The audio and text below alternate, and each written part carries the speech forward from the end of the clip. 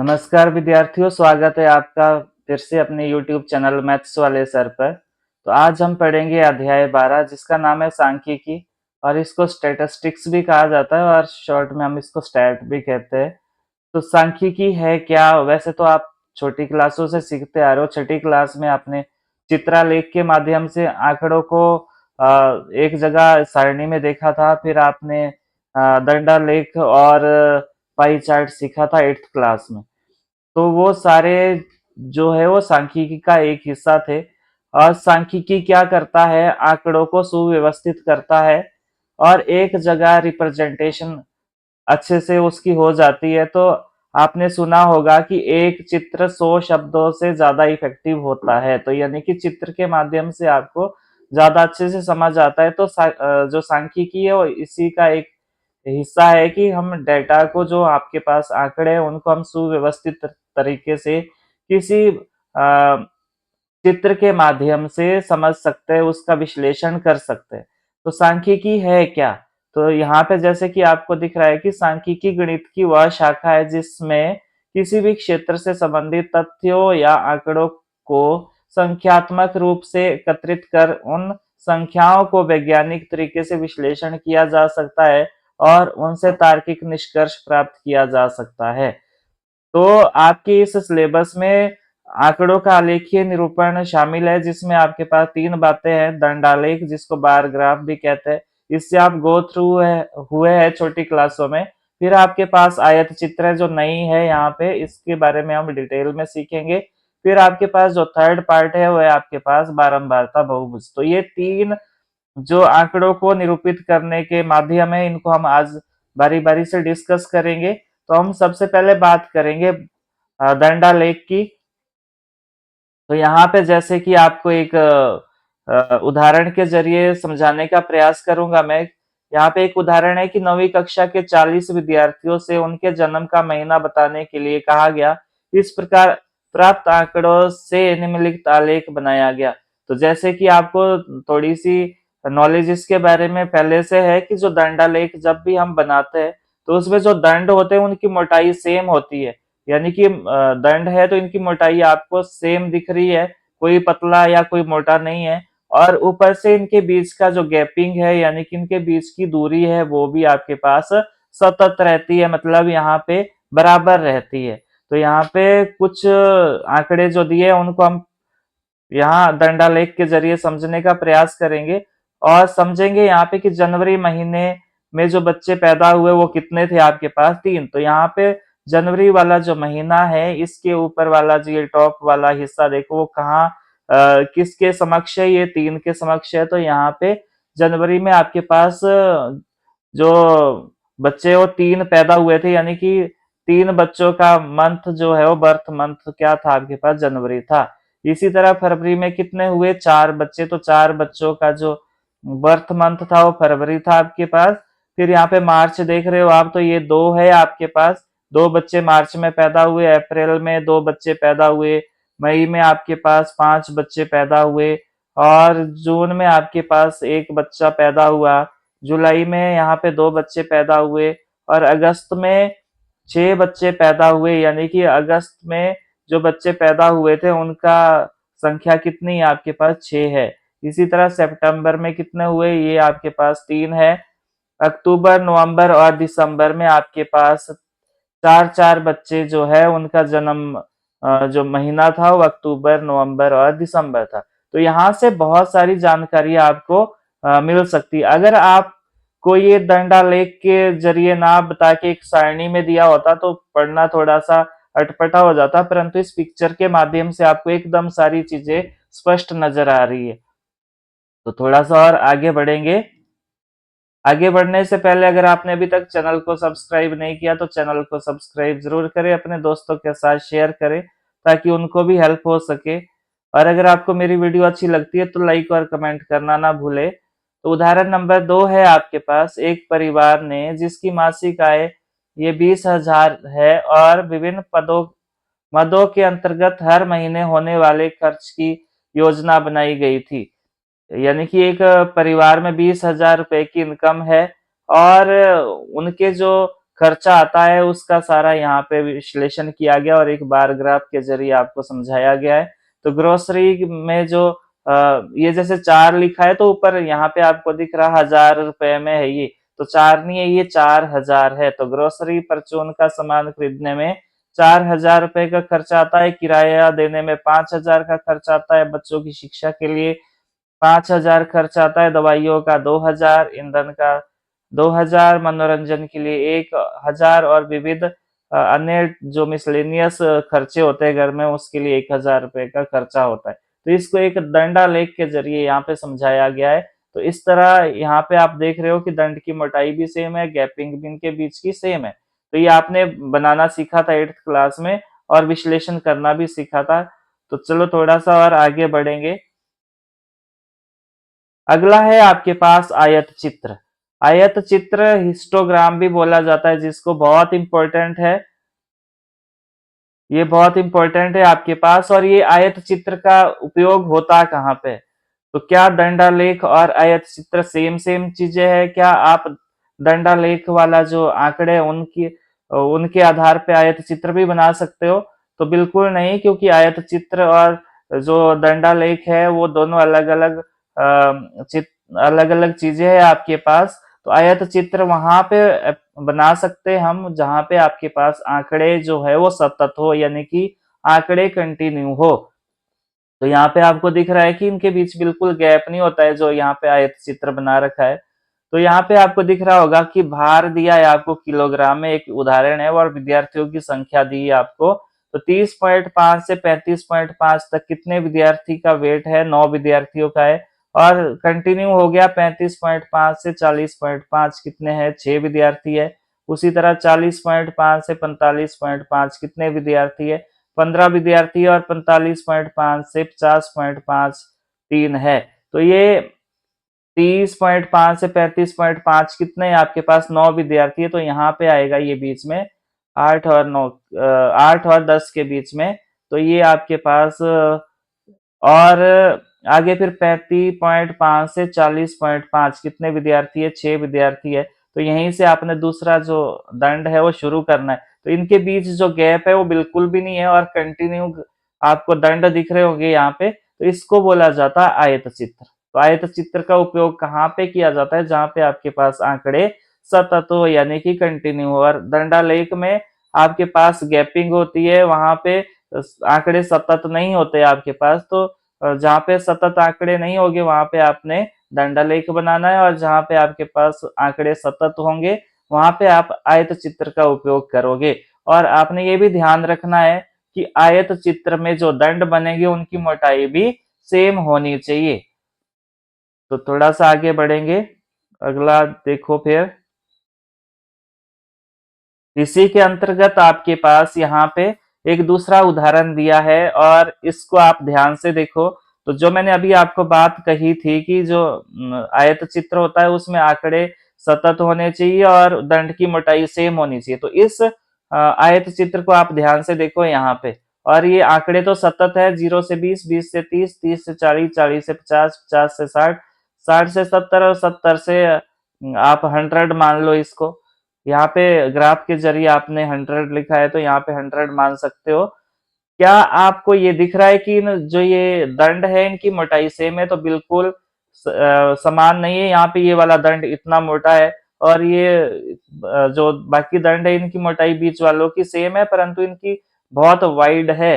तो ये जो आयत चित्र है ये बिल्कुल सही नहीं है, क्योंकि ये रिप्रेजेंटेशन का एक सही तरीका नहीं है। तो हमें कुछ बातें यहाँ पे करनी पड़ेगी कि जो ये 70 से 80, 80 से 90, 90 से 100, तो यहाँ पे हम वर्ग अंतराल बना सकते हैं ताकि इनकी दंड की मोटाई आपके पास सेम रहे। यहाँ पे 0 से 10 हम कर सकते हैं इस तरह।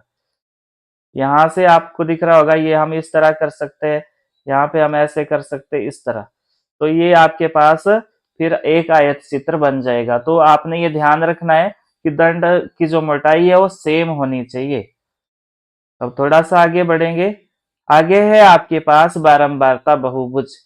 तो जो आयत चित्र बना रखा है आपने, उसी के माध्यम से आप जो बारंबारता बहुभुज है वो बना सकते हैं। कैसे?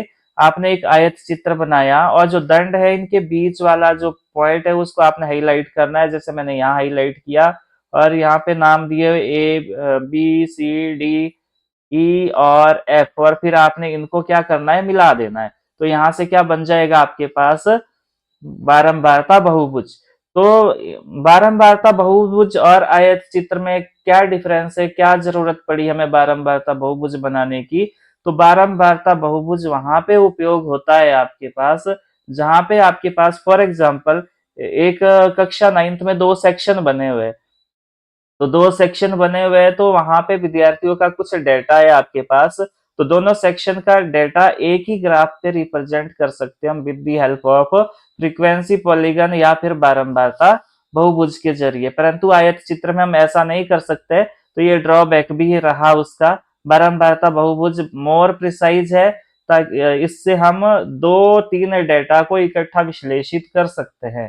तो यहाँ पे अगर मानो किसी और सेक्शन का आप कर रहे हो तो उसको आप डार्क लाइन से ड्रॉ कर सकते हो। तो आयत चित्र बनाओ और उसके बाद आप इनके बीच वाले पॉइंट को क्या करो, हाईलाइट करो और उनको मिला दो, फिर आपके पास बारंबारता बहुभुज बनेगा। तो यहाँ पे एक बात और आती है, क्या बारंबारता बहुभुज बनाने के लिए आयत चित्र का बनाना जरूरी है? तो बिल्कुल भी कंपल्सरी नहीं है। मतलब अगर आपने बारंबारता बहुभुज बनाना है तो उसके लिए आयत चित्र को बनाना कंपल्सरी नहीं है। विदाउट आयत चित्र के आप बारंबारता बहुभुज ड्रॉ कर सकते हो, जिसको हम अभी क्वेश्चन के माध्यम से समझने का प्रयास करेंगे।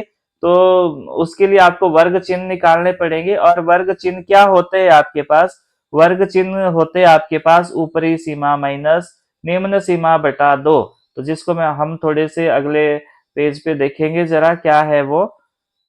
तो मुझे उम्मीद है आपको बारंबारता बहुभुज, आयत चित्र और बार ग्राफ के बीच थोड़ा सा कॉमन सा डिफरेंस आपको समझ आया होगा। तो आपने ये ध्यान में रखना है, अपनी नोटबुक पे अच्छे से नोट करना है। और क्योंकि सांख्यिकी हमारे जीवन का एक इम्पोर्टेंट हिस्सा है और ये आपके हर जगह काम आ सकता है। बड़ी क्लासों में जाओगे आप तो वहां पे भी आपके काम आएगा, और सांख्यिकी के जरिए बहुत सारे डेटा को विश्लेषित किया जाता है। तो ये एक इम्पोर्टेंट ब्रांच है, चाहे मैथमेटिक्स में या हर जगह ये अप्लाई होती है। थोड़ा सा और हम बात करेंगे, यहाँ पे एक दूसरा उदाहरण दिया है कि एक परीक्षा में कक्षा के 51 विद्यार्थियों द्वारा 100 में से प्राप्त अंक सारणी में दिए आपको। तो यहाँ पे 0 से 10 5 विद्यार्थी है, 10 से 20 10 है, 20 से 30 आपके पास 4 है, और इसको एक आयत चित्र के माध्यम से यहाँ पे दर्शाया गया, और फिर इसके जो बीच वाले पॉइंट है उनको इस तरह हाईलाइट किया गया, फिर उनको मिलाया गया, और मिलाने के बाद आपके पास जो ये डॉटेड लाइन आपको दिख रही होगी, एक क्या है आपके पास, ये आपके पास एक बारंबारता बहुभुज है। तो वर्ग चिन्ह निकालते हम, और वर्ग चिन्ह निकालने का फॉर्मूला क्या है? ऊपरी सीमा प्लस निम्न सीमा बटा दो। तो ये रहेगा आपके पास, ये इंपॉर्टेंट है, इसको आपने अपनी रफ कॉपी पर नोट करना है। और बाद में जब नोट्स बनाओगे तो वहां पे भी आपने इसको नोट करना है अच्छे से, क्योंकि एमसीक्यू में ये पूछा जाता है। वर्ग चिन्ह क्या होता है आपके पास? ऊपरी सीमा प्लस निम्न सीमा बटा दो। तो यहाँ पे कुछ बातें लिखिए कि आयत चित्र बनाए बिना ही बारंबारता बहुभुज को स्वतंत्र रूप से बनाया जा सकता है। इसके लिए हमें आंकड़ों में प्रयुक्त वर्ग अंतरालों के मध्य बिंदु की आवश्यकता होती है। यानी कि जो वर्ग चिन्ह ही आपके पास मध्य बिंदु रहेगा, जिसको क्लास मार्क्स भी बोलते हैं और वर्ग चिन्ह भी बोलते हैं। तो जिसका फॉर्मूला क्या है? ऊपरी सीमा प्लस निम्न सीमा बटा दो। ये ऊपरी सीमा और निम्न सीमा क्या है? फॉर एग्जाम्पल आपके पास 0 और 10 का वर्ग अंतराल है, तो ये आपके पास निम्न सीमा है, ये वाली निम्न सीमा है, और ये वाली आपके पास ऊपरी सीमा है। ये जो 10 है ये ऊपरी सीमा है, और 0 क्या है आपके पास? निम्न सीमा है। तो मुझे उम्मीद है आपको समझ आया होगा। तो मूव करेंगे थोड़ा सा और आगे, और आगे हम अब प्रश्नावली को के ऊपर मूव करेंगे। तो ये आपके पास प्रश्नावली 12.1, प्रश्नावली 12.1। तो यहाँ पे थोड़ा सा आपने अपनी नोटबुक पे ज्यादा अभ्यास करना है, क्योंकि ये यहाँ पे अच्छे से ड्रॉप नहीं हो पाएगा शायद मेरे से। तो मैं इसको पूरी कोशिश करूंगा कि ग्राफ अच्छे से बन पाए। तो तो यहाँ पे पहला क्वेश्चन है, एक संगठन ने पूरे विश्व में 15 से 44 वर्षों की आयु वाली महिलाओं में बीमारी और मृत्यु के कारणों का पता लगाने के लिए किए गए सर्वेक्षण से निम्नलिखित आंकड़े परसेंटेज में प्राप्त किए। तो यहाँ पे जनन स्वास्थ्य अवस्था 31.8 ये मृत्यु दर है। तंत्रिका मनोविकारी अवस्था 25.4 है। क्षति आपके पास 12.4% है। हृदय वहिका अवस्था 4.3 है। श्वसन अवस्था 4.1 है। और अन्य कारण आपके पास 22% है। पहला क्वेश्चन पूछा है, ऊपर दी गई सूचनाओं को आलेखीय रूप से निरूपित कीजिए। तो यहाँ पे हम दंडालेख का उपयोग करेंगे क्योंकि सारे आंकड़े जो है वो अलग अलग है आपके पास। तो कौन सी अवस्था पूरे विश्व की महिलाओं के खराब स्वास्थ्य और मृत्यु का बड़ा कारण है? तो सबसे बड़ा कारण आपको सब यहाँ पे दिख रहा होगा 31.8%। तो इसका आंसर आएगा पहला जनन जनन स्वास्थ्य जनन स्वास्थ्य अवस्था। तो ये आपका आपके पास इसका कारण रहेगा। और दूसरा, अपनी अध्यापिका की सहायता से ऐसे दो कारण का पता लगाने का प्रयास कीजिए जिनके ऊपर दो में भूमिका रही है। तो चलो अभी हम इसको छोड़ देते हैं, हम पहला क्वेश्चन अटेम्प्ट करने का प्रयास करेंगे, वो अगले पेज पे है। तो यहाँ पे आपके पास एक ग्राफ यहाँ पे ड्रॉ करना पड़ेगा आपको। तो यहाँ पे कारण है आपके पास, तो इसके लिए मैं एक इसका लाइन का उपयोग करूंगा। अच्छा, पहले हम यहाँ पे लिख लेते हैं। तो यहाँ पे आपके पास पहले 5-10% में लिखो, 5-10-15, क्योंकि इसमें मैक्सिमम 31% है तो आपको 35 तक जाना है। 15, 20, 25, 30 और 35, इससे आगे हम बढ़ेंगे नहीं। और ये है क्या? ये है आपके पास महिला मृत्यु दर। तो यहाँ पे आपने लिखना है महिला मृत्यु दर, और ये किस में आपके पास प्रतिशत में, और आपने ऐसे एरो लगा देना। और ये आपके पास क्या है? वाई अक्ष है। और ये नीचे वाला क्या है? एक्स अक्ष है। एक्स अक्ष है। तो पहला क्या है आपके पास? पहला है जनन स्वास्थ्य अवस्था। तो इसके लिए पहले हम ग्राफ ड्रॉ कर देते हैं, फिर मैं लिख दूंगा इसमें। तो जनन स्वास्थ्य अवस्था आपके पास 31.8% है, तो यहाँ रहेगा ये इसके पास। तो मैंने आपको जो बता रखा उस पर आपने ज्यादा ध्यान देना है कि दंड की मोटाई सेम, और ग्राफ के बीच जो दंड के बीच का जो गैप है वो आपके पास बराबर रहना चाहिए। दूसरे पे क्या है? तंत्रिका मनोविकारी अवस्था 25.4, तो यहाँ पे रहेगा ये थोड़ा ऊपर, तो यहाँ रहेगा ये तंत्रिका मनोविकारी अवस्था। तो आपने ये माप के अच्छे से बनाना है, बराबर बनाना है। मेरे हो सकता है ड्रॉ करती बार ये थोड़े से गैप रह जाए इनमें, मतलब बराबर गैप ना रहे और दंड की मोटाई आपको कम ज्यादा लगे, परंतु आपने सेम बनाना है। फिर अगला है आपके पास क्षति। और क्षति कितनी है? 12.4। तो 12.4 10 से थोड़ा ऊपर रहेगा, तो ये रहेगा यहाँ पे 12 पॉइंट, ऐसे 12.4। और अगला क्या है आपके पास? हृदय। हृदय 4.3 है, वो 5 से थोड़ा नीचे रहेगा, तो यहाँ रख बनाओ इसको ऐसे। और ये बना आपके पास 12.4। फिर श्वसन है 4.1, तो ये इससे भी थोड़ा नीचे रहेगा।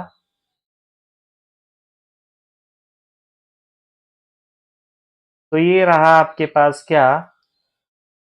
श्वसन। और फिर अन्य कारण है 22%। तो 22 कहाँ पे है? 20 से थोड़ा ऊपर यहाँ रहेगा, तो ऐसे बनाओ इसको। तो ये है आपके पास ये बन गया आपके पास दंडालेख। अब यहाँ पे आपने लिखना जरूर है कि क्या है ये।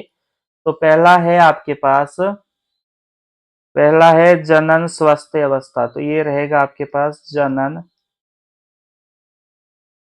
स्वास्थ्य अवस्था, पहले वाला। और दूसरे वाला क्या है आपके पास? दूसरे वाला है आपके पास तंत्रिका। ये है आपके पास तंत्रिका मनोविकारी अवस्था। मनोविकारी अवस्था। तो आपने अच्छे से लिखना है ये। और अगला है आपके पास क्षति। ये यहाँ पे लिख दो क्षति। फिर अगला क्या है आपके पास? अगला है हृदय। हृदय फिर है श्वसन।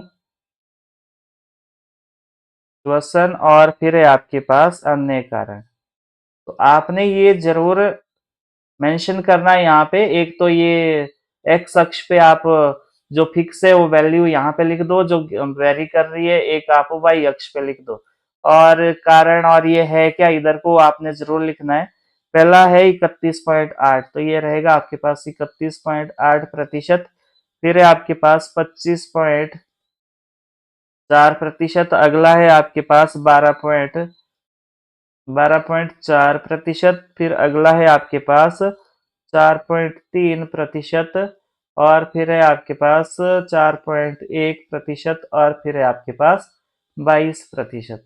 तो मुझे उम्मीद है आपको ये ग्राफ अच्छे से समझ आया होगा, दंड आलेख किस तरह बनाते हैं ये समझ आया होगा। वैसे आपने पिछली क्लास में अच्छे से बनाना सीखा था, फिर भी आपको यहाँ पे मैंने बता दिया है, तो मुझे उम्मीद है आपको समझ आया होगा ये। तो मूव करेंगे हम आगे। आगे आपके पास second question. Second, Bharatiya Samaj के विभिन्न क्षेत्रों में प्रति 1000 लड़कों पर लड़कियों की निकटतम 10 तक संख्याओं के आंकड़े नीचे दिए गए।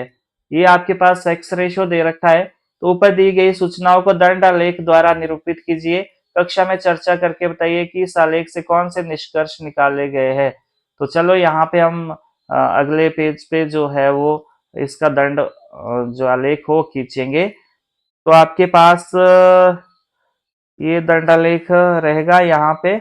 पहले क्योंकि यहाँ पे मैक्सिमम कितना है, 970 है, तो हम यहाँ पे 1000 तक बनाएंगे। यहाँ पे 100, 200, 300, फिर 400, 400, फिर आपके पास 500, 600, 700, 800, 900 और ये रहेगा आपके पास 1000। और है क्या, ये लिखना पड़ेगा आपको। ये है प्रति हजार, प्रति हजार लड़कों पर, लड़कों पर लड़कियों की संख्या, लड़कियों की संख्या। ये लड़कियों की संख्या है आपके पास। ये आपने वाई अक्ष पर ली। और इधर को हम यहाँ पे वो जो विभिन्न प्रकार की कैटेगरी है उसको लिखने यहाँ पे बनाएंगे, फिर लिखूंगा मैं बाद में। तो पहले आपके पास अनुसूचित जाति 940, 940 यहाँ रहेगा आपके पास 900 से थोड़ा ऊपर। तो यहाँ पे इस तरह बनाओ इसको। तो ये बन गया आपके पास कितना, 940। ये आपके पास अनुसूचित जाति। अनुसूचित जनजाति है 970, तो ये बिल्कुल 1000 के पास रहेगा। ये अनुसूचित जनजाति आपके पास कितना है, ये है आपके पास, ये है 970। फिर गैर अनुसूचित जाति व जनजाति, ये 920। तो 920 यहाँ रहेगा आपके पास। ये रहेगा आपके पास 920। और फिर रहेगा आपके पास 950। तो ये इन बिटवीन रहेगा, 900 और 1000 के बीच रहेगा। तो ये है आपके पास कितना, 950। फिर है 920, 920 900 से थोड़ा ऊपर रहेगा। तो जब आप इसको एग्जाम में अपनी कॉपी पे अच्छे से ड्रॉ करोगे तो आपको एग्जैक्ट आइडिया लगेगा ग्राफ पे जब बनाओगे इसको। और फिर है 930, 930 से थोड़ा ऊपर रहेगा आपके पास, इस तरह 930। ये 930 है। फिर आपके पास 910 है, तो 900 से थोड़ा ऊपर रहेगा ये।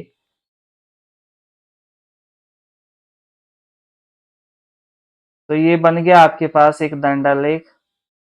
और जो यहाँ पे दिया है उसको हम लिख लेते हैं। तो ये है आपके पास कितना 940, ये है 940, फिर है 970, आपने इस तरह भी जरूर लिखना है। फिर है आपके पास 920, फिर है आपके पास 950, फिर है 920, और फिर है आपके पास 930, और ये 910। तो चलो ये क्या दिया है आपको लिख लेते हैं इसको। अनुसूचित जाति में तो ऐसे लिख देता हूँ शॉर्ट में, अनुसूचित जाति। फिर है आपके पास अनुसूचित जनजाति, तो मैं यहाँ पे अनुसूचित, ये आपके पास अजा है, ये क्या है आपके पास चलो मैं यहाँ अच्छे से लिख लेता हूँ इसको। ये है आपके अनुसूचित जाति के लिए अजा है, और ये है आपके पास अनुसूचित जनजाति के लिए अनुसूचित जनजाति के लिए ये रहेगा। और ये फिर आपके पास गैर अनुसूचित जाति, ये रहेगा गैर अनुसूचित जाति, ये रहेगा, ऐसे लिख लो इसको शॉर्ट में, पिछड़े जिले। और ये रहेगा आपके पास, ये थोड़ा इधर को आ गया, मैं दोबारा लिखता हूँ। ये रहेगा आपके पास गैर अनुसूचित जाति, और ये रहेगा पिछड़े जिले, ये पिछड़े जिले है आपके पास। और पिछड़े जिले के बाद गैर पिछड़े जिले, तो ये रहेगा आपके पास गैर पिछड़े जिले। और ये रहेगा आपके पास ग्रामीण, और ग्रामीण के बाद है आपके पास शहरी। तो ये सेक्स रेशियो दिखा रहा है आपके पास, तो मुझे उम्मीद है आपको ये भी समझ आया होगा। और ये इधर को आप लिख लो, है क्या ये क्षेत्र है आपके पास, तो यहाँ पे ये क्षेत्र लिख दो इधर। तो मूव करेंगे हम आगे। अगला क्वेश्चन है आपके पास ये वाला, क्वेश्चन नंबर थर्ड। इसमें लिखा है एक राज्य के विधानसभा के चुनाव में विभिन्न राजनीतिक पार्टियों द्वारा जीती गई सीटों के परिणाम नीचे दिए गए हैं आपके पास। तो ए राजनीतिक कोई पार्टी है, ये ABCDEF, और उनके द्वारा जीती गई सीटें हैं। तो इसके लिए आपने बनाना है, तो हम यहाँ पे 10-10 का गैप दे देते हैं। तो 10, 20, अधिकतम कितना इसमें 75 है, तो हम 80 तक लिखेंगे। 20, 30, 40, 50, 60, 70, और ये आपके पास रहेगा 80। और ये है क्या, ये है जीती गई सीटें। तो यहाँ पे लिखना है आपने जीती गई सीटें। तो जीती गई सीटें हैं आपके पास, इधर को लिखो, ये आपके पास Y अक्ष है, और ये आपके पास X अक्ष है, ये X अक्ष है। तो यहाँ पे बना दो जरा ग्राफ। तो यहाँ पे ग्राफ बनाएंगे हम। तो पहले है आपके पास ए पार्टी ने कितनी सीटें जीती, 75, तो 70 और 80 के बीच रहेगा यहाँ 75। तो यहाँ पे 75 सीटें जीती है ए पार्टी ने।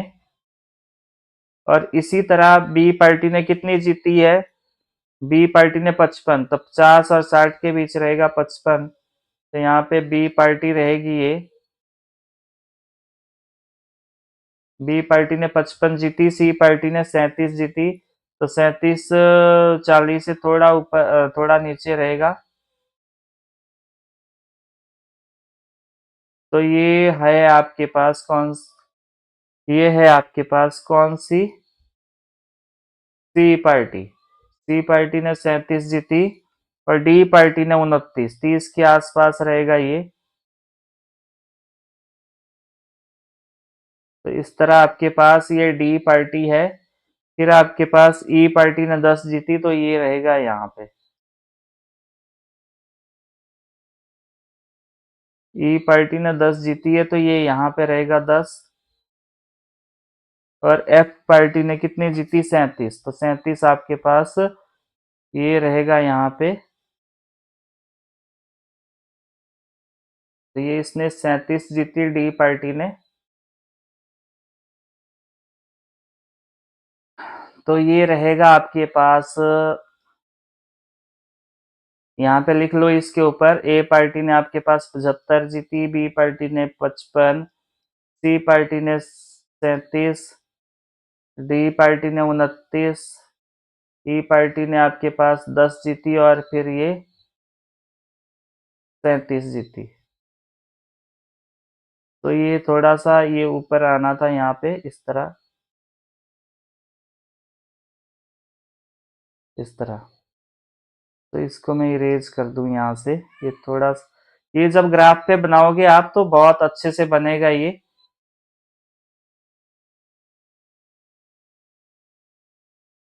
तो ये भी आपके पास कितना रहेगा, 37। और ये पार्टी कौन सी है, ए, ये पार्टी बी है, ये सी है, ये डी है, ये ई है और ये एफ पार्टी है। तो ये राजनीतिक पार्टियां है। तो ये यहाँ पे लिखना है आपने, राजनीतिक पार्टियां। तो ये बन गया आपके पास क्या, डंडा लेख।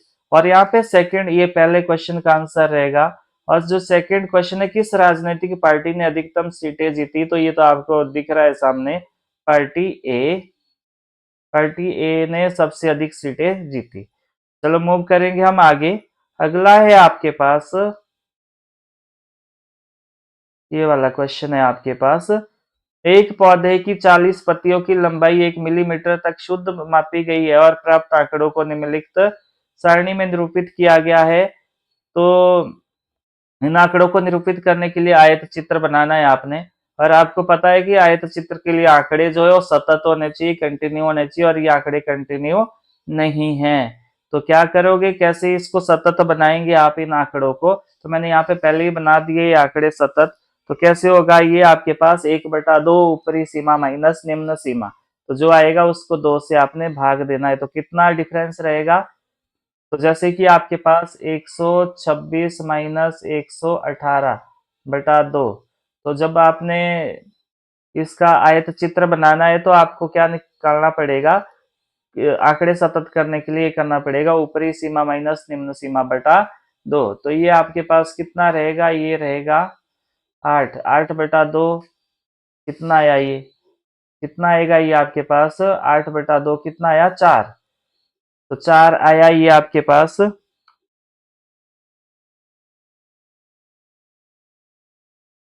और यहाँ पे कैसे करेंगे ये, अ, ये आप यहाँ से देखोगे ये वाला, तो 126 माइनस 127, 127 माइनस 126 करोगे। यहाँ पे क्योंकि आपने ये गैप को फिलअप करना है, क्योंकि ये बराबर करना है, तो यहाँ पे कितने का डिफरेंस है आपके यहाँ 126 और 127 के बीच, तो ताकि ये बराबर हो जाए आपके पास। तो ये 127 माइनस 126 करेंगे बटा 2 करेंगे, तो ये आएगा आपके पास, जैसे 127 माइनस 126/2 करेंगे तो ये आएगा 1/2, तो ये आएगा 0.5। तो 0.5 आपको यहाँ से कम करना पड़ेगा। तो और यहाँ से भी आपको 0.5 कम करना पड़ेगा। तो ये क्या बना आपके पास, 117.5 से 126.5। और ये अब डाटा आपके पास कंटिन्यू हो गया। और ये पत्तियों की संख्या एज इट इज रखनी है आपने। और फिर यहाँ पे एक आयत चित्र खींचना है आपने। तो आयत चित्र खींचेंगे हम। तो यहाँ पे मैंने एक किंक डाल रखा है, ये वाला। तो आपने ये किंक कब डालना है, यहाँ पे आंकड़े कंटिन्यू नहीं है, यहाँ से हम जहां से शुरू कर रहे हैं उससे पहले भी कुछ आंकड़े हैं आपके पास। जैसे कि हम 117.5 से शुरू कर रहे हैं यहाँ पे, तो यहाँ पे हम 117.5 से शुरू करेंगे, 117.5 से शुरू करेंगे। इससे पहले भी तो आंकड़े होंगे, तो हमने यहाँ पे किंक डाल दिया ताकि इससे हमें पता चल जाए कि ये आंकड़े कंटिन्यू नहीं है। तो 117, चलो यहाँ पे मैं 1 मिनट लाइन ले लेता हूँ। तो 117.5 से 126.5 कितने, 3 है, तो 3 यहाँ पे है आपके पास। तो ये 3 है आपके पास। इसमें भी दंड की मोटाई सेम रखनी है आपने, 3 है। फिर 126.5 और 135.5 के बीच कितने हैं, 5 है। तो इसी का उपयोग करना है आपने, इसी लाइन का। और ये ऐसे बनेगा। मैंने आपको पहले ही बताया था कि इसमें थोड़ा सा गड़बड़ रहेगा, ये मुझसे यहाँ पे अच्छे से नहीं बनेगा। तो जब आप ग्राफ पे ड्रॉ करोगे तब आपसे कोई कोई दिक्कत नहीं होगी आपको, इजीली बन पाएगा वो, क्योंकि ये जो बोर्ड है इस पे बनाना थोड़ा सा असंभव है। फिर है आपके पास 135.5 से 144.5, ये है आपके पास कितने, 9। तो ये यही वाली लाइन उपयोग करनी है आपने, 9 तक ले जाना है इसको, और इस तरह,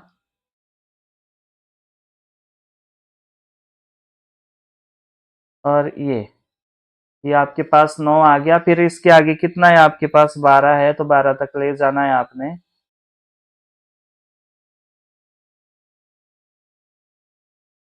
और ये 12 तक आ गया आपके पास। और फिर है उसके बाद 5,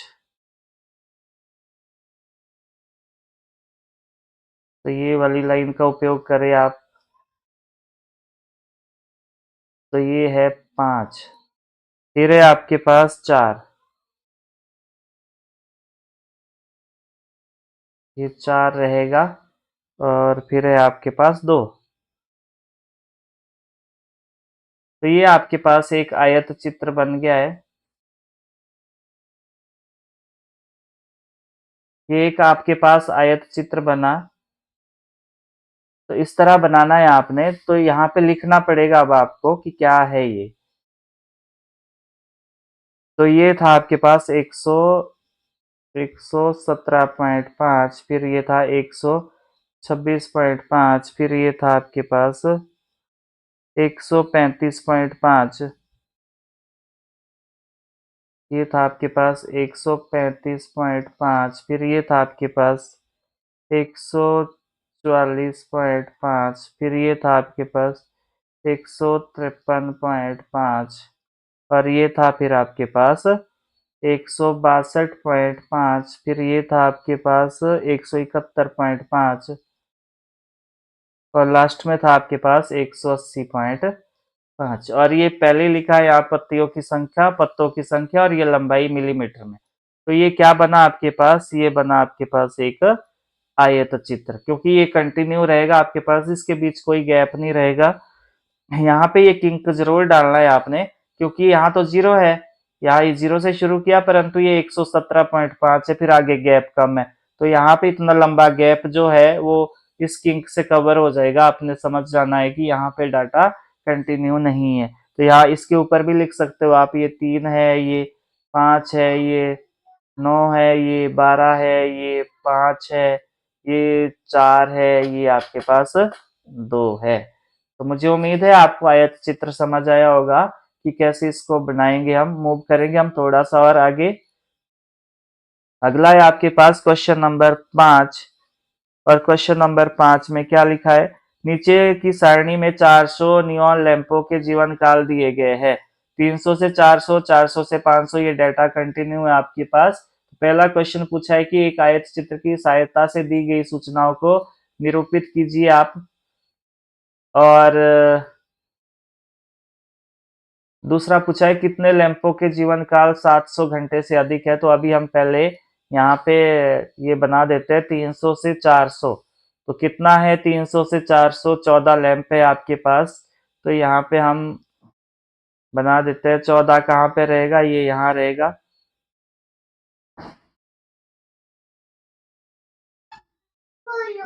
तो यहाँ से यहाँ को आपके पास रहेगा, ये है आपके पास 14, ये रहेगा आपके पास 14 लैंप। फिर है उसके बाद 56, 56,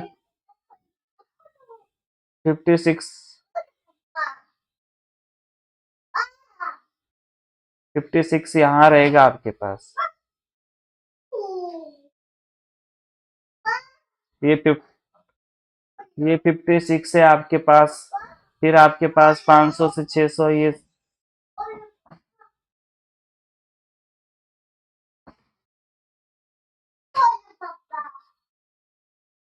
ये आपके पास 60 है। फिर उसके बाद 86 है, 86 कहाँ है, यहाँ पे 90 के पास रहेगा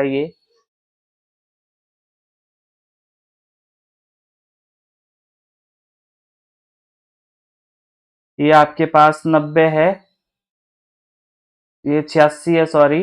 और 86 के बाद 74 है, 74 आपके पास यहाँ रहेगा, ये 74 है आपके पास। और फिर 74 के बाद आपके पास 62 है, ये 60 से थोड़ा ऊपर रहेगा आपके पास, ये 60 से थोड़ा ऊपर रहेगा आपके पास। ये बना आपके पास 62। फिर आपके पास 48 है, जो 50 के आसपास रहेगा आपके पास। तो ये क्या बना आपके पास, ये बना एक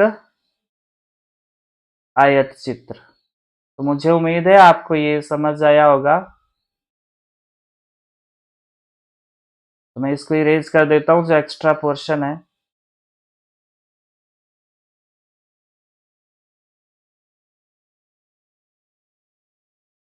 तो ये रहेगा आपके पास कौन सी, एक्स अक्ष। और एक्स अक्ष पे क्या बनाया आपने, ये देखो, ये 14 लैंप है, तो इसके ऊपर भी लिख सकते हैं आप 14। ये 56, ये है आपके पास 60, ये 86, और ये है कितना, 74, और ये आपके पास 62, और ये 48। तो अब ये है क्या, यहाँ पे लैंपों की संख्या है इधर को आपके पास, और ये है जीवन काल घंटों में। तो यहाँ पे मैं लिख देता हूँ 300 है, ये 300, ये 400 है, ये 500 है, ये 600 है, ये 700 है, ये 800, ये 900, और ये 1000। तो ये है जीवन काल घंटों में। ये क्या है आपके पास, जीवन काल घंटों में, ये जीवन काल घंटों में। तो इधर को आपने एक्स अक्ष पे ये डिनोट करा, और वाई अक्ष पर आपके पास लैंपों की संख्या रहेगी। तो अब यहाँ पे पहला क्वेश्चन का आंसर तो ये रहेगा, आयत चित्र बनाने वाला। अब दूसरे का देखो, कितने लैंपों का जीवन काल 700 घंटे से अधिक है। तो 700 घंटे कहाँ पे है आपके पास, यहाँ पे ध्यान दो, 700 घंटे यहाँ है आपके पास, ये वाले, ये। तो यहाँ से ऊपर कितने हैं ये, तो ये है आपके पास, ये रहेंगे 74 प्लस 62 प्लस 48। तो कितना हुआ ये जोड़ के, 8 और 2 10 और 4 14, 6 6 7 7 14, और 14 और 4 हो गया आपके पास 18। तो कितना है, 184 लैंप है ये, जिनका कार्य, जिनका जो जीवन काल है वो किससे अधिक है, 700 घंटे से अधिक है। तो मुझे उम्मीद है आपको समझ आया होगा। तो थोड़ा सा और आगे मूव करेंगे। तो अगर आपको मेरी वीडियो इन्फॉर्मेटिव लग रही है, या अच्छी लग रही है, कंसेप्ट आपको समझ आ रहे हैं, तो अपने दोस्तों के साथ शेयर करें, और लाइक का बटन दबाना ना भूलें। और अगर आपने अभी तक चैनल को सब्सक्राइब नहीं किया है, तो चैनल को सब्सक्राइब जरूर करें। तो आगे है, नीचे दी गई सारणियों में से प्राप्त किए गए अंकों के अनुसार दो सेक्शनों के विद्यार्थियों का बंटन किया गया है। दो बारंबारता बहुभुज की सहायता से एक आलेख पर दोनों सेक्शन के विद्यार्थियों के प्राप्त अंक निरूपित कीजिए। तो आपके पास यहाँ पे दो सेक्शन है, तो हम सेक्शन ए के लिए, सेक्शन, यहाँ पे आपने जरूर लिखना है, ये सेक्शन ए के लिए हम क्या उपयोग करेंगे, डार्क लाइन का उपयोग करेंगे। और सेक्शन बी के लिए हम डॉटेड लाइन का उपयोग करेंगे। तो ये जरूर लिखना है आपने यहाँ पे संकेत में, ताकि हमें ताकि जो आपका पेपर चेक कर रहा है, या फिर आप जिसको समझाने की कोशिश कर रहे हैं, तो उसको समझ आ जाए जो। तो यहाँ पे हम 0 से 10, और 10 से 20, 20 से 30, और 30 से 40, और 40 से 50। तो यहाँ पे आपके पास ये दिया है। तो अब आपने क्या करना है, यहाँ पे ये दिया है आपको, तो मैं यहाँ पे थोड़ा सा इसको मॉडिफाई करूंगा। आपने उत्तरावली, जब उत्तर करोगे, हल करोगे, तो आपने ये एक लाइन यहाँ पे और ड्रॉ करनी है। तो वो रहेगा वर्ग चिन्ह। क्या रहेगा, वर्ग चिन्ह। और जैसा कि हमने अभी पढ़ा था कि क्या वर्ग चिन्ह क्या होता है, ऊपरी सीमा प्लस निम्न सीमा बटा 2। तो 10 प्लस 2 कितना हुआ, वर्ग चिन्ह का फॉर्मूला क्या होता है, मैं यहाँ लिख रहा हूं, ऊपरी सीमा प्लस निम्न सीमा बटा 2, सीमा बटा 2, ये फॉर्मूला का उपयोग करोगे। तो 10 प्लस 0, 10, 10 बटा 2 हुआ आपके पास 5, 20 प्लस 10 कितना हुआ? 30 हुआ। 30/2 हुआ आपके पास 15, और फिर 30 प्लस 20 हुआ 50, और ये हुआ आपके पास, भाग दोगे 2 से तो 25। 40 प्लस 30 हुआ 70/2 हुआ 35, और 50 प्लस 40 हुआ 90, 90/2 हुआ 45। तो तब हमने यहाँ पे एक्स अक्ष पे मैंने ये ले लिए जो वर्ग चिन्ह 5, ये मध्य बिंदु रहेंगे आपके पास। ये वाले जो वर्ग चिन्ह है ये आपके पास मध्य बिंदु रहेंगे। तो आपको फिर अदरवाइज तो क्या करना होता, अगर इसी से बनाते आप 0 से 10, 10 से 20, अगर ऐसे बनाते आप इस ग्राफ को 0 से 10, 10 से 20, 20 से 30, 30 से 40, फिर आपको एक आयत चित्र बनाना होता, और आयत चित्र के मध्य बिंदु को आपने हाईलाइट करना होता, जैसे कि मैंने आपको अभी शुरू में बताया था।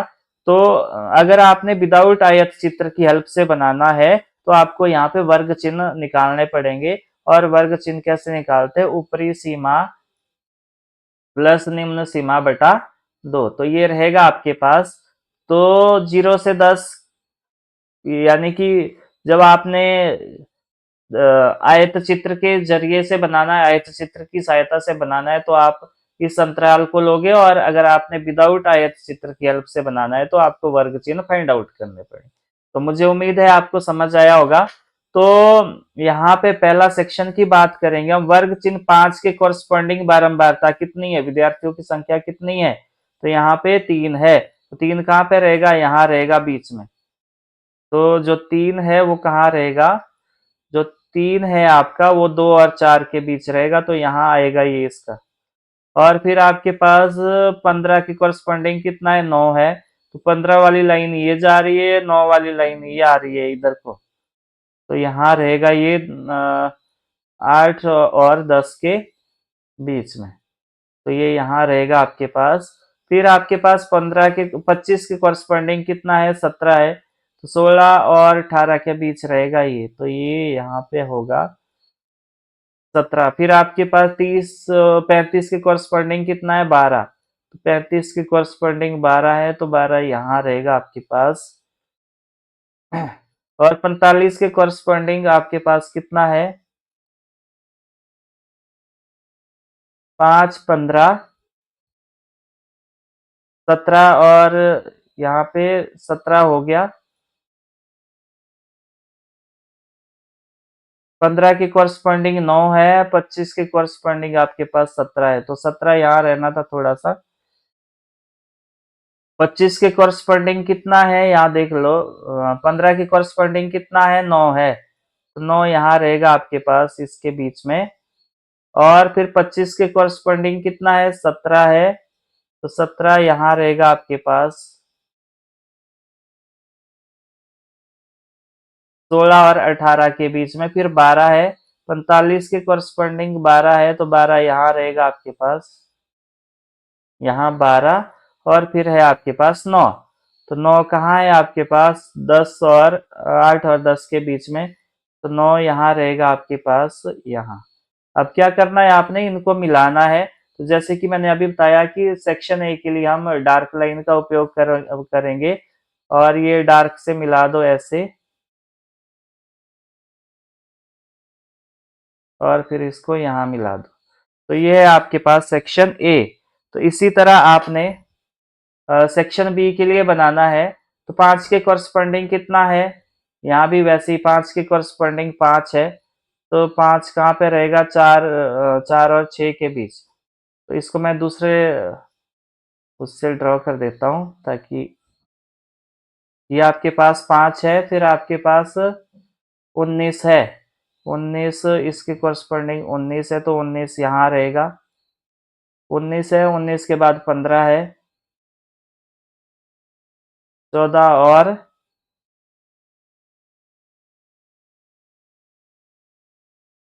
तो ये यहाँ रहेगा 14 और 16 के बीच। तो ये आपके पास 19 यहाँ रहेगा, 15 यहाँ रहेगा, फिर 30 और 40 वाला जो है, यानी कि ये कॉरस्पॉन्डिंग किसके है? 35 के। ये 35 के कॉरस्पॉन्डिंग आपके पास 10 रहेगा। हाँ, ये 10 रहेगा। और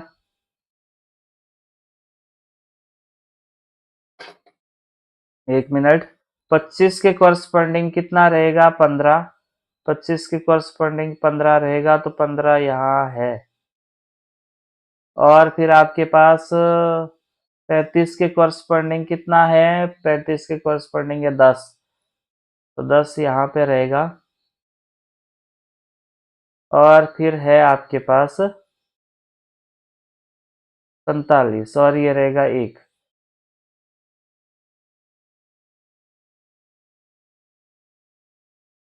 अच्छा, 1 मिनट मैं दोबारा इसको ड्रॉ कर देता हूँ, थोड़ा-सा हमारे गड़बड़ हो रहा है इसमें। ये 55 नहीं है, यहाँ पे 45 तक है, तो मैं इसको इरेज़ कर देता हूँ। चलो मैंने ये 55 ही हटा दिया यहाँ से। अब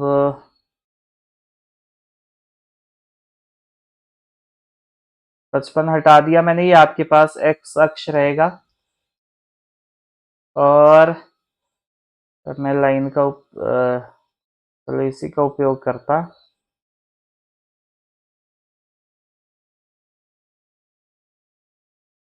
तो आपके पास अब देखो 5 के कॉरस्पॉन्डिंग 3 है, तो 3 यहाँ रहेगा।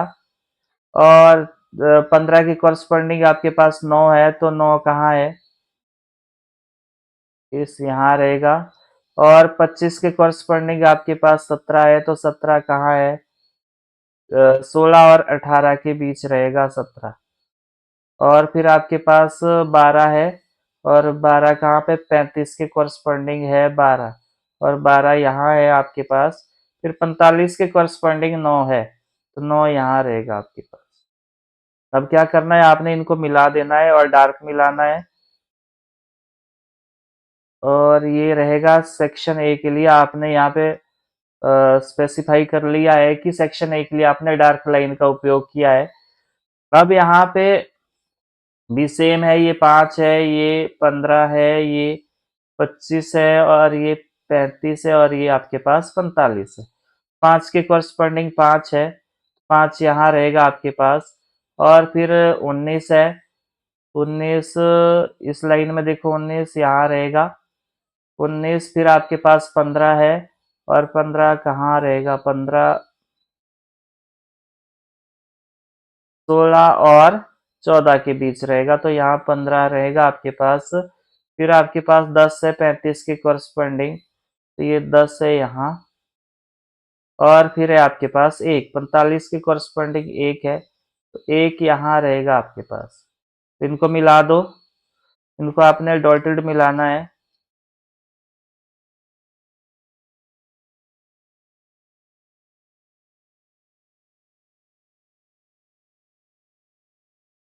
इनको इनको आप डॉटेड मिलाए इस तरह। फिर इधर मिलाना है आपने डॉटेड।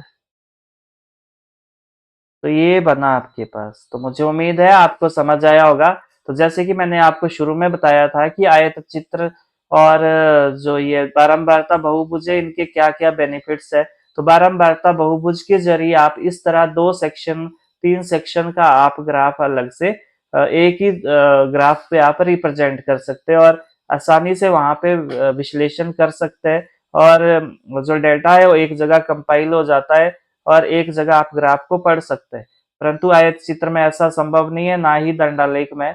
तो जो ये आपके पास फ्रीक्वेंसी पॉलीगन है, यानी कि बारंबारता बहुभुज है, ये ज्यादा कारगर साबित हो सकता है। तो नेक्स्ट है आपके पास क्वेश्चन नंबर 7।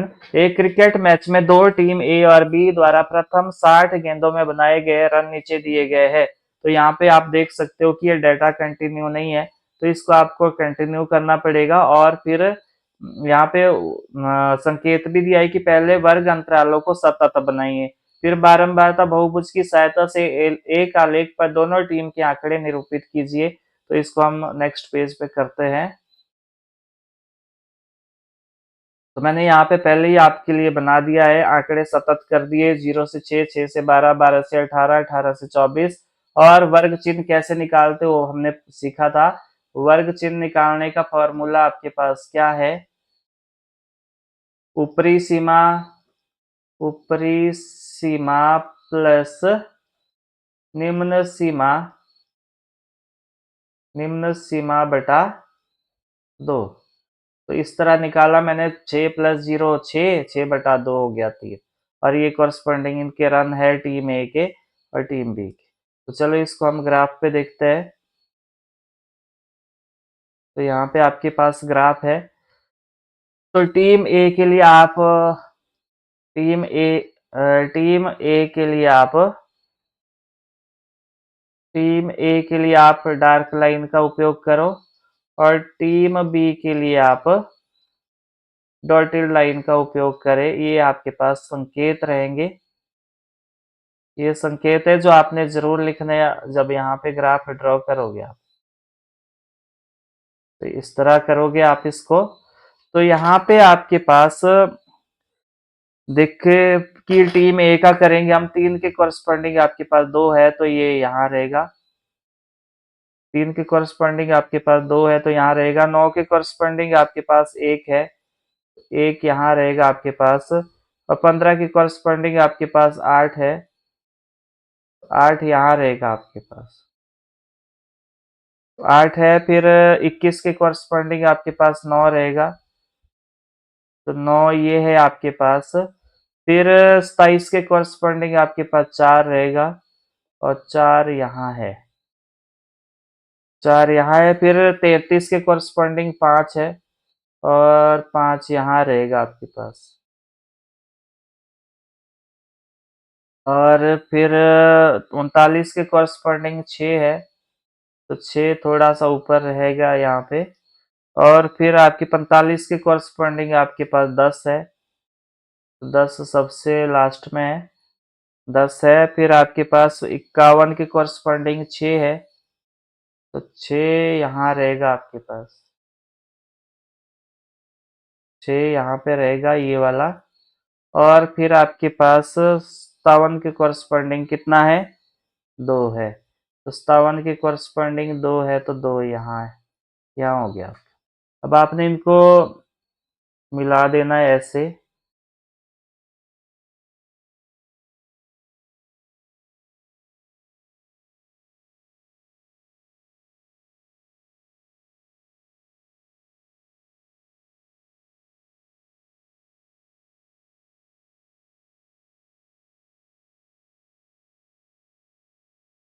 इस तरह ऐसे, फिर यहाँ से इधर, यहाँ से इधर, फिर यहाँ से ऐसे, फिर यहाँ से ऐसे मिलाओगे, फिर इधर, और फिर लास्ट में ऐसे। तो ये हो गया आपके पास टीम ए का। तो इसी तरह आपने टीम बी के लिए भी ड्रॉ करना है। तो टीम बी के लिए ड्रॉ करोगे आप, तो 3 के कॉरस्पॉन्डिंग इसमें कितना है आपके पास, 5 है। तो 3 के कॉरस्पॉन्डिंग 5 यहाँ रहेगा आपके पास, ये 5 है। फिर आपके पास 9 के कॉरस्पॉन्डिंग कितना है, 9 के कॉरस्पॉन्डिंग आपके पास 6, तो 6 यहाँ है आपके पास। 15 के कॉरस्पॉन्डिंग है आपके पास 2, 2 यहाँ रहेगा। फिर आपके पास 21 के कॉरस्पॉन्डिंग 9 है, तो 9 यहाँ रहेगा।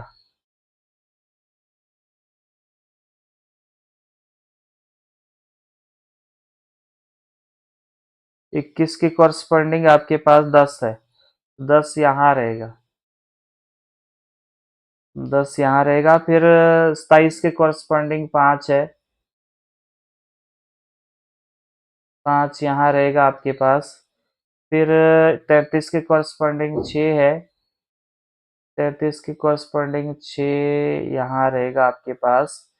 और फिर 39 के कॉरस्पॉन्डिंग आपके पास 3 है, 3 यहाँ रहेगा।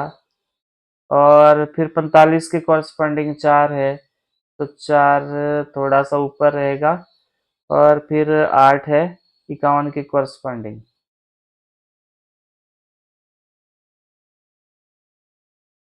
8 है।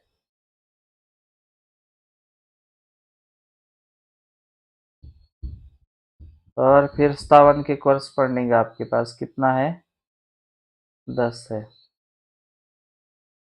तो ये हो गया, इनको आपने मिला देना है।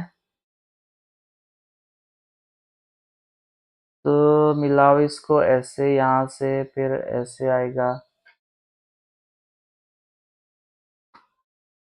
फिर यहाँ से ऐसे लाना है आपने इसको, फिर यहाँ से ऐसे ले जाना है ऊपर,